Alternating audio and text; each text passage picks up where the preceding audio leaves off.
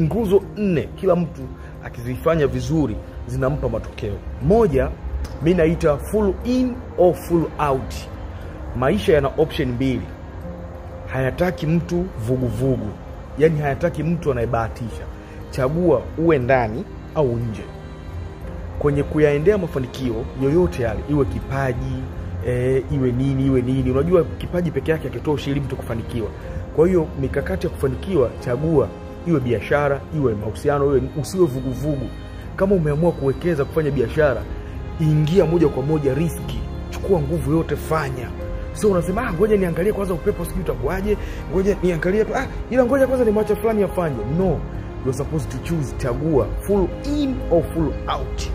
Uko ndani au uko nje. Watu wengi wanafanya maisha au uchaguzi za kutafuta maisha bila kuwa na commitment hiyo. Watu wengi wanabahatisha, ngoja nijaribu, ngoja niangalie kwanza shoga yangu, au ngoja niangalie rafiki yangu kama atafanikiwa, ngoja niweke kwanza 5000 baada ya 80.